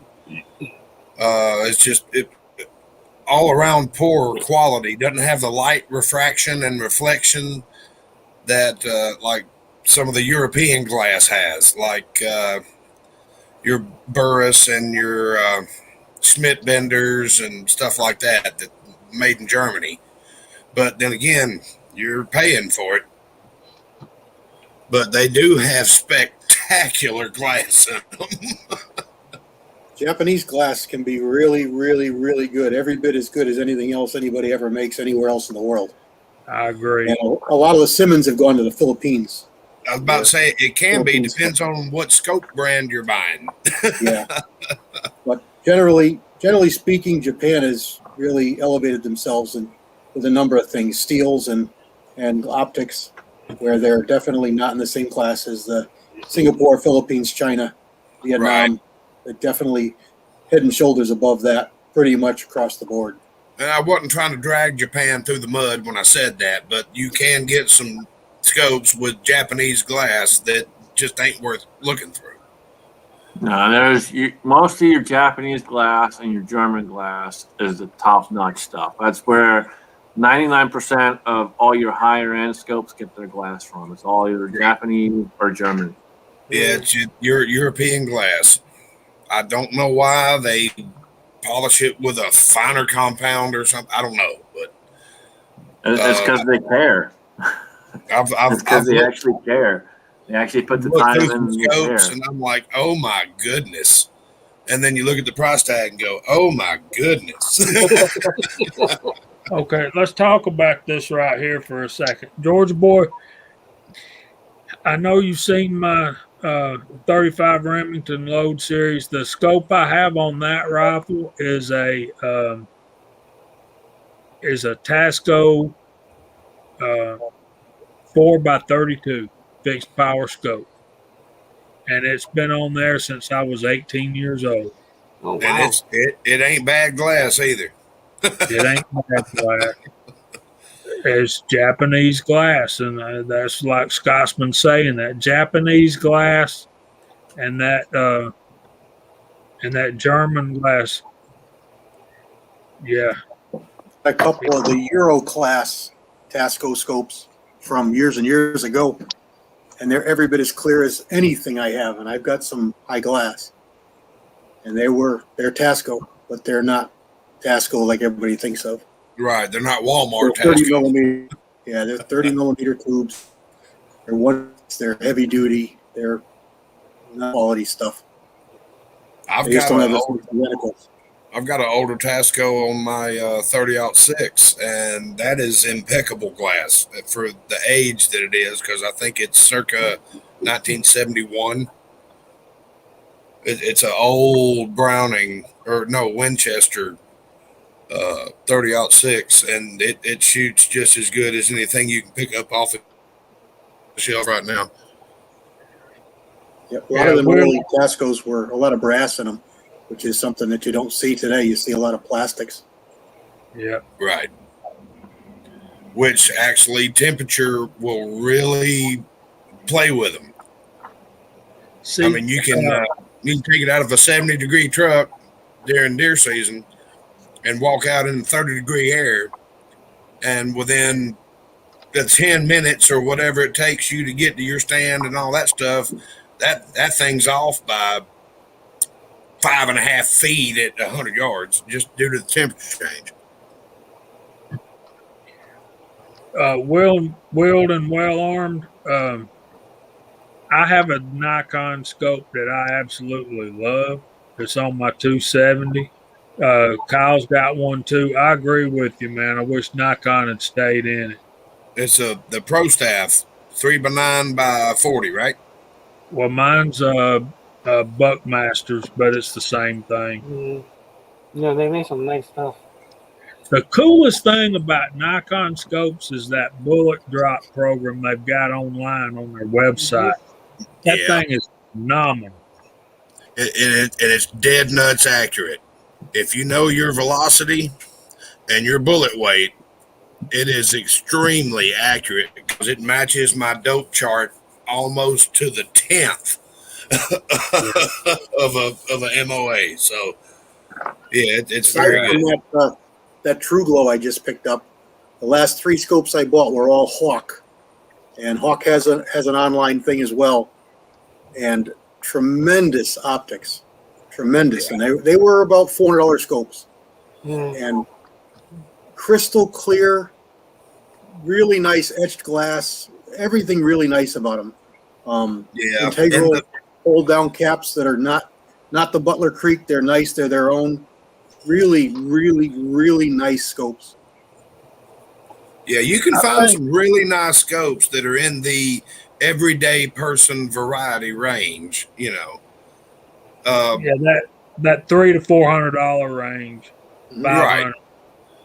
500. Well, one of the benefits of Nikon not being in the scope business anymore, and I kind of know why they left, but I really can't talk about it. But regardless, you can find some really good deals on Nikon if you look around. There's a lot of companies that kind of have them on clearance, so you can find some really good deals if you take the time and look around. Yeah, you can spend $300 to $400 on a scope, but do your shopping. Figure out, read the reviews and all this, that, and the other. Because you can buy a $400 bucket of crap, or you can buy a $300 very nice scope. Well, if you're in the market for a scope, Cyclops Optics Online. Yeah. on YouTube. Yeah, He look him up. I mean, because he does so many scope reviews, it's mind blowing. Rex Thoris there. Rex does some good ones too. Both of those guys are who I look at for any kind Taboris of optic Rex? buy I'm going to make. Yeah. Taboris Rex, yeah. Yeah. I've watched many of his videos too. Yep. He he used to put actually out did a video. His latest video was on why, and I was going to touch on this, why Kentucky Ballistics 50 cal exploded. Yep. And it makes a lot of sense. And I really didn't think about it until he said that. Yeah. He's a wealth of knowledge right there. If y'all haven't watched that video, you need to, because you'll sit back and go, damn, he may be right. Yeah, I would love to go to his school, one of his training classes that he puts on, because for long range shooting, that guy knows his stuff. I met him out in Vegas, and I know a lot of stuff about him that I can't tell anybody, but he's a very interesting guy. Yep. He really is. And one of the nicest people you'll ever meet.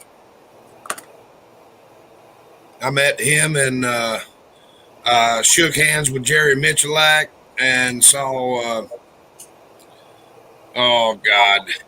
the Texas. Help me out here. You got it. Crap.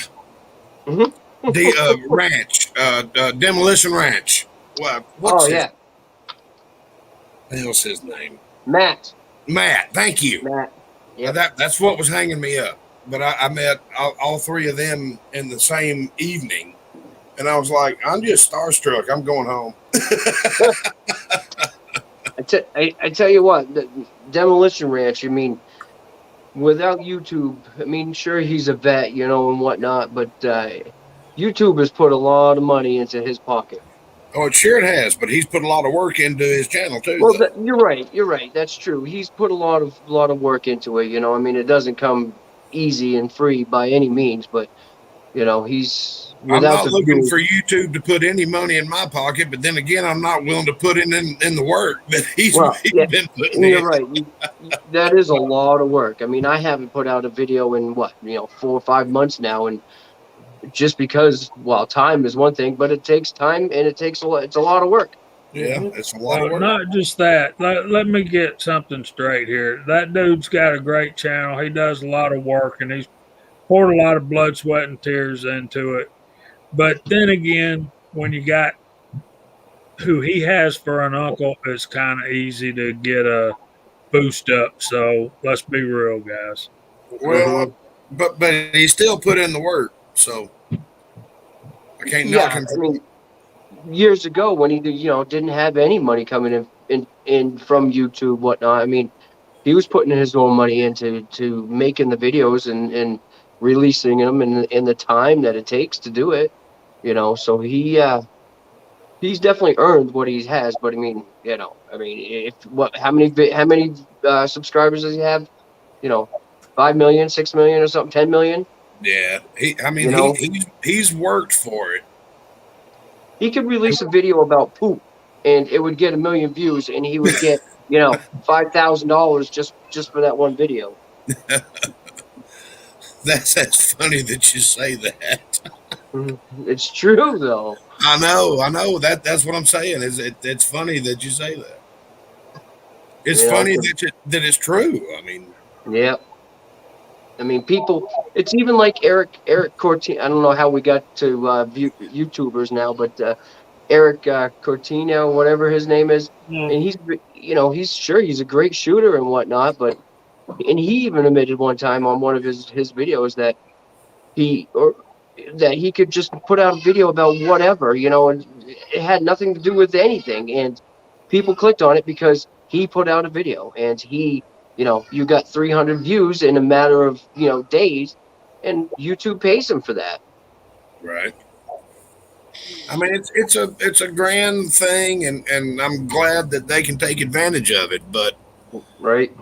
I don't have that kind of time. I work for a living. I've got a dog. I've got 2 kids. I've got an ex-wife. I mean, Hey, I would love to have the time and money to invest into buying components and putting out videos and whatnot, and would love to do it because I enjoy actually editing. I like editing the videos. It's Mhm. just the time. It's time yeah. and money. Sometimes I have a little bit of fun with it, but most of the time it's just like, oh God, put the intro in and do this and make a title and upload. Right. I mean, nowadays you got TikTok, and then even YouTube. They have the YouTube Shorts. A 60-second video, and you put out a short little video, and you get 300 views. Yeah, it's amazing to me what online stuff. I started doing this just to share my experiences, and this is what I found with this, and I tried Mhm. this. Thank you for this, and Well, that's what I did. Uh, it's uh, like me. People that are making thousands of dollars a month off of YouTube, I can't believe that's happening, because I can't imagine how much time and effort they have to put into it. Right. And Matt, actually, he's a full-time veterinarian. Absolutely. Yeah. So he's doing that too. I'm like, oh my God. That's why you I don't don't know see many. a whole lot of videos from him, but when you do, they are smothered with views. Yep. Well, there's two classes of YouTubers. There's those of us who have to make videos according to how we can afford it and how much time we have, and then there's those that are dragging money in from it. So, But I have noticed that it's taken Matt several days or weeks to make a video, and then he edits everything down into one of his videos, because you can see the weather changing, and then all of a sudden the leaves are off the trees. Like, okay, Yeah, but sometimes you can record your footage. He could have recorded his footage 6 months ago, and then finally get that video out. right, right. That's That's what I'm that, saying. But the ending of the video, there's no leaves on the trees anymore, and he's standing by the same tree. right. Yeah. So I mean, he's spending a lot of time to do it, but he does make quality, entertaining video. That is true. Yep. That is true. But I yeah, actually haven't. I haven't watched one of his videos in a long time. I haven't watched anybody's videos in a while. I think Rex was on to something uh, with his hypothesis, I will call it.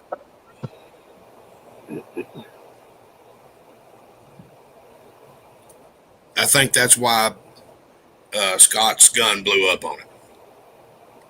It's the only thing that makes sense. The only thing that I can think of, unless somebody, we were talking at work. I got a bunch of reloading buddies at work, and they're like, "What did he do? Double charge the cartridge?" I said, "No, he didn't load the cartridges. And how are you going to double charge a 50 cal? You can't do that." Well, that's assuming they use the same correct powder. Those components are available, so somebody could have thrown it together for all the money made selling those things and filled it with who knows what, thinking that it's going to go on somebody's shelf as a collector piece and never going to get fired. Right. But you're not Scary. They going could have filled it with sawdust and not had that happen. and like You I want to say hi said, to these guys? a Sabo round is meant to be at lower See these pressure. guys on the video? You're on video. Yep. Say hi. Oh, hey. Pretty girl. What's your name? Ooh. Can you say they asked your name? Say Addison.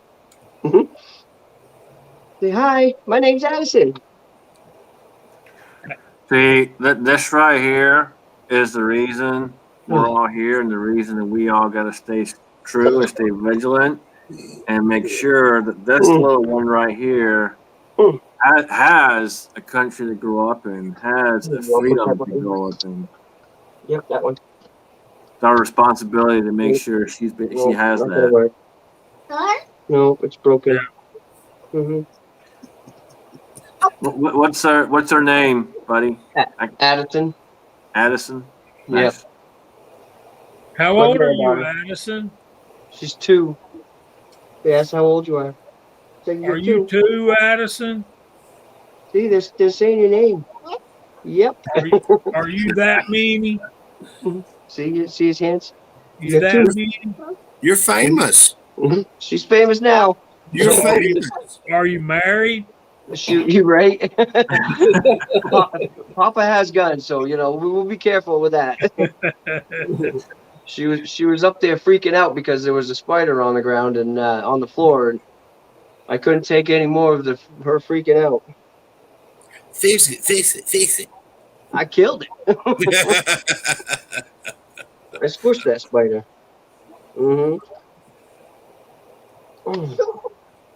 Yeah, Pat. I'm sure she will be reloading by 3 if she's not already. No doubt. Did you do that? I got a sneaking. I got a sneaky suspicion she's already decapping dirty Brad. She knows how to run this press right here. I tell you what, she'll put the case right on the shell holder. She'll pull the handle back. Oh yeah, she helps Papa a lot. Rigby does too. She can't sit there and watch a press sit still. She's right. Yeah. All right, guys. I look at everybody's faces. I look at everybody's faces on the panel, and everybody's got this great smile on their face because they know the feeling. I was so proud. A lot of us reloaders help. We get the children involved in this. I actually have a YouTube video of my oldest son, who was I think 12 or maybe 14, listening to Van Halen in the basement, just loading the crap out of 9mm on the 550. He's just having a big time. All right, I gotta step away for a minute. Y'all carry on. I'll be right back. CW, make them behave while I'm gone. Oh boy, I think you picked the wrong man for the job. Hey, Jason, you want to run through the side chat? Oh, I'm horrible at that. Hey, you're better than me. I ain't even got it pulled up right now. Well, that's not surprising.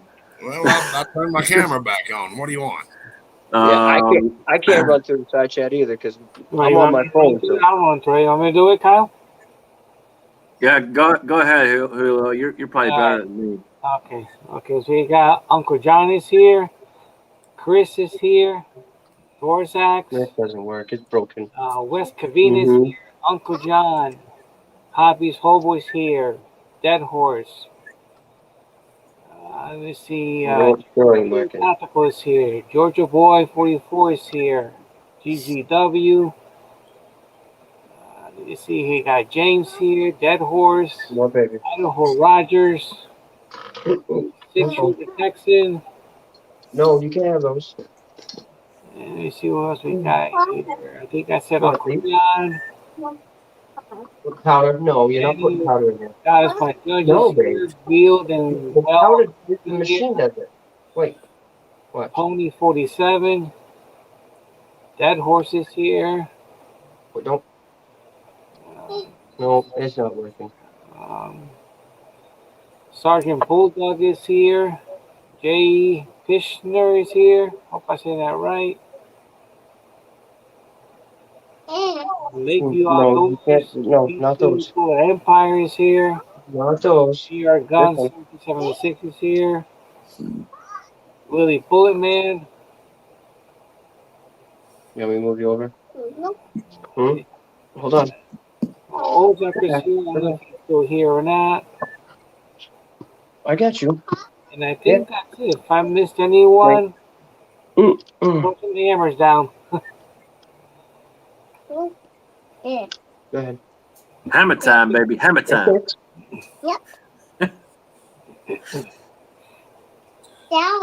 Yeah, so speaking of warranty, does anybody ever use Frankfurt Arsenal warranty? They are Never have. spectacular. Are they? Yep. Yeah, my the IntelliDropper does it. It only works when it wants to work. Mm. I know. have So let me ask you. them. Let me ask you real fast because I have one too. I haven't used it yet. Okay. But I did have a recommendation to make sure that I put it on a piece of either plexiglass or a piece of glass. You have it on a solid flat surface, but on a piece of glass or something like that, or a piece of plexiglass. No, I just have it on my bench. Okay.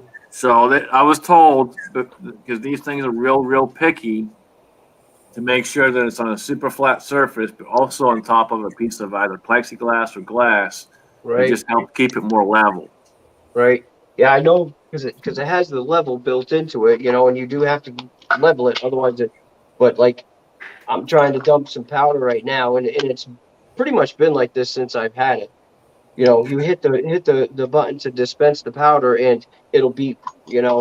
And it says it's stable, and then it's fluctuating between 0.0 and hold on, babe, here. Yeah, And, mine's doing the same thing. So I only tried it once so far. right. But I haven't used it since because right after I got it, Ta-da. I was in the process of moving, so I really haven't Right. used it since. No, not those. But yeah, no, Not those either. I was told it's very picky. Yeah, I'll have to get a piece of. I think I have a piece of plexiglass. If not, I know where I can get glass Yeah, I have mine on the tile, a big sheet of tile. over here. That's like on my scale on. Right? Yeah. It also has to be on a very stable surface. Mm-hmm. Yeah. If you can just hit your reloading bench like that and move stuff, it will not work. Right. You're doing it for rifle, right? Not pistol, right? Right now, I'm doing it for 357. So pistol, yeah. Okay. What But I mean, kind of yeah, charge? What kind of charge are you doing? 6.9. Okay. So I mean, it's good. It should throw it. But it's whether I throw 30 grains of H4350 or this CFE pistol, it still does the same thing. It should, yeah. Yeah. Yeah. I know when I first tried it, I tried it with a pistol load, and I was having a lot of issues with it. Right. They can't see. Well, and also there's settings in Come there back this where way. you can change the speed of the dispense. And that everybody says the Hornady ones That's where jump we are. because it always overcharges and all that. If you actually read the manual and Now they can set see it up, I rarely get an overcharge. Mm-hmm. Well, I'll tell you if you want a really good video on it, I probably need to go back and rewatch it again. It's probably been a year or 2 years now, but Watch Reload put one out on it, and he went pretty in depth on it. But yeah, it seems like it's really good. I just got to sit down and take the time with it. But yeah, that was the recommendation. Make sure it's on a nice, good level surface, piece of Yeah. plexiglass, Solid tape. something like that. And A solid table. That's the I would important. try that before you go to the warranty and just see if it helps any or not. Right. Yeah. I mean, I'll try a piece of plexiglass or a piece of glass, even tile, like OSHA said. But it's pretty discouraging when you're trying to throw powder, and I mean, when I first got it, heck, some of the numbers wouldn't even work. I'm trying to push on it, and the damn numbers wouldn't even work. I had to use the Bluetooth feature. Yeah, I had the same problem with mine. I hit the button and it wouldn't do nothing. Wait, stop. What are we talking about? The Frankfurt Arsenal powder dispenser. It's off. The automatic powder dispenser. I haven't used mine a whole lot. I tried it once since I got it. I haven't had a chance to use it again since. Wait. But I'm gonna tell you all this. OCD Every can have a 308 lot of round. issues with his. Every 308 and 270 round that I've loaded has been with the Hornady, and I can promise you it's been like 1% overcharged. I mean, it'll flag it, and you have to dump it in there and reset everything and go again. It's working. That's only like 1% of the charges. If I load a box of 100 308s, Wait. it'll be less than 10. I had my Hornady and I loved it. Had it for 3 years, I would say. And one day it started acting funny. I called Hornady and they say the most likely the processor went, and they wouldn't warranty it at all. So man, that thing costs a lot of money. They wouldn't warranty it. I was so upset. Wait a minute, they got a lifetime warranty. Yeah, they won't warranty electronics. Yeah, most of your companies won't warranty electronics past like a year or 2 years. Yeah. But I used it a lot for the shotgun reloading, rifle charging, anything that do big charges. That's what I used, And it was beautiful. When they started acting crazy, like something was right. I'll set mine to 44 grains on a slow pour, and everything works fine. Yeah. That's one of the reasons I was hesitant to buy one, is because of the electronic warranty. But I did find. When I bought this, I did find it for a heck of a deal. A stupid deal. So that's the only reason I bought it.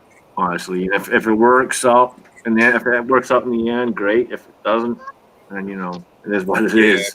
Yeah, maybe one day I'll replace it again. Maybe try the Frankfurt Arsenal. But right now, I just stick to the old basic way. It works. Well, I kind of miss the my Hornady powder drop that I used for so long, and my trickle. I used to trickle the charges up and whatnot, and yeah, might have to go back that way. Well, a lot of us reloaders, we only have what we have because we found a stupid deal on it. Right? Well, I'll tell you, man, my Lyman powder drop works great. Just your standard powder drop works fantastic. The Frankfurt Arsenal, their regular powder drop works fantastic. It's right on key. I've had no issues with any of those. Great. They've all been right on. And like the Dylan, literally after 2 or 3 pours, if I leave it set for a while, I'll do 2 or 3 drops, and then I know I'm good to go. You can't put the bullet in there. Yeah, it's hard to beat the Dillon powder measure. They're very consistent, and I've got several of them. Yeah, I usually load. Anytime I load, I'll do anywhere usually between 400 to 1,000 rounds in a session, and then it'll probably sit for a month, 2 months. So when I go back to it, I'll drop 2 or 3 charges, and then I know I'm good to go again, as long as I'm using the same powder and the same, the same load, the same thing. I think Right. you can Yeah. go back up some more. I just Yep.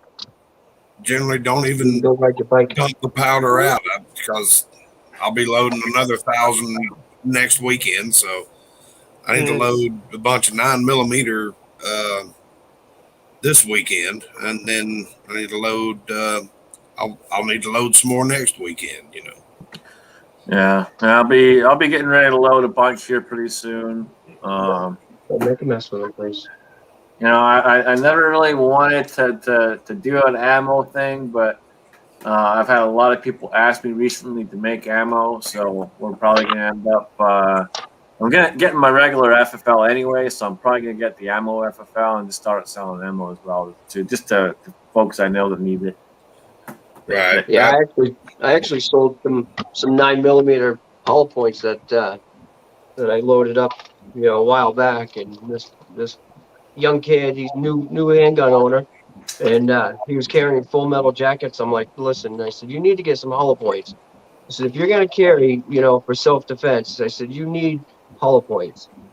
He's like, I Yep. can't find any. So I was generous enough to hook him up. Yeah. I had a guy at work.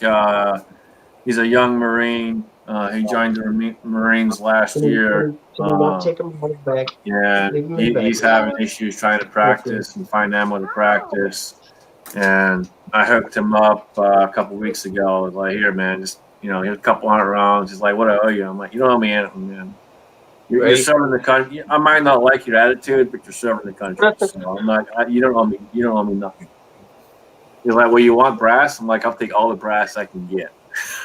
Yep. That's what I ask of my coworkers. They're all a little bit younger and everything, and they don't reload, and they're begging for ammo. So I'll bring them a box of ammo, maybe 2. So I just want my people to be protected. Yeah, well, I mean, Just buy me lunch for 4 days. I had a guy last week ask me for 44 mag ammo. I'm like, well, I can, but that's good. That's not what I'm probably going to charge for it. That's Yeah, that one's a little bit more than buying me lunch for a couple of days. Yeah. Even though I cast my own 44 Magnum bullets, it's still going to be a little bit more than lunch. So we're running out of time here, fellas. We need to start going through the room. I want to thank OCD for coming in, and CW. Thanks for the link. You're always welcome, buddy. So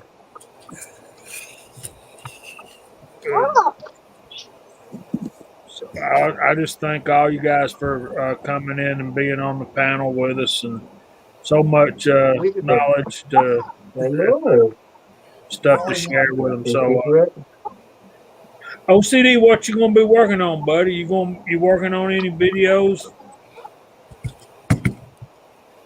Yeah, I'm not sure what I want to get out to the range and start shooting the 6th Creed some more. I loaded up a couple, I don't know, 10 the other day and went out back and shot them. It's nice being able to shoot right here, but I'd like to get out to shoot a little bit further distance. But so you're liking the 6 better than the 6.5, right? I really like the 6th Creed more. Yeah, I really like that rifle. Yeah, but the 6.5 is just as it's pretty similar. It's just just a little bit bigger. Yeah, make a little bit bigger hole. What you got coming up, Ocean? Tomorrow, hopefully, I'll be forming 308 brass into 375 Raptor. It'll be the first time doing that, so hopefully, I know it'll be a disaster to begin. Can you see the CW, look at that grin. He's like a kid in a candy store, ain't he? She wants to look through the scope. Okay, CW, what you got working on, bud? Healing. That's about it. Yeah, so you're reloading, casting, all that stuff downstairs in the basement, right? Casting's in the garage. So I could theoretically do that, but I'm out of soft lead. I got to smelt more before I can cast more. I'll Okay. just stand by. Oh, I got it. I just got to smelt it. It's all like raw. It's all. Well, I'm Shot bullet. telling you, stand by. I've had There's your box no in the point in back seat of arguing. the car Just for say yes, a week okay. and a half. But everything keeps changing. Now all of a sudden we're buying new shotgun molds and all that. So Leave it over there. I'm You just changing gotta- everything up. Just got to do what we got the components to deal with, man. Yep. Yeah, I got buckets of range lead. I just got to make ingots out of it. Okay. Mhm. I've got Exciting. I've got all of my softer lead, almost all of my softer lead in ingots, but I still got a little bit over half a bucket of the clip-on wheel weights to deal with. So, Double Dog, we was glad you was able to be here, No bud. more. All right, Scotsman, what you got working on, man? You got it I all appreciate tucked you down having me in on as the always, region. brother. Always good to be here. I'm Thank you. glad I'm off tonight. Glad I was able to make it. No. If you guys haven't checked out the BM15, the Bill Milton 15, please go over and check that out. We're only a couple grand away from hitting the mark, and I'm only a couple pieces away from putting the rifle together and getting ready to get that done. So, if you haven't checked that out, please do so. Other than that, this week, I hopefully will be getting some 223 put together. Do my first loads with those, get them out and do some test rounds. And then also I'll have a giveaway coming up here this week. So stay tuned for that and see how you can enter. And then I also have a knife from Eddie over at Backyard Custom Knives that is going to be coming up for auction to help with Bill Milton campaign as well. So stay tuned for those. Other than that, that's all I really got, man. I appreciate you having me on. It was good to be here. Well, thanks for coming, man. We're always glad to have you in here. Kyle, what you gonna be working on, man? Tomorrow morning, I'm going to cast up a little bit more buckshot with that mold, and then some slugs that are going to be going to a certain member on the panel. He knows who he is.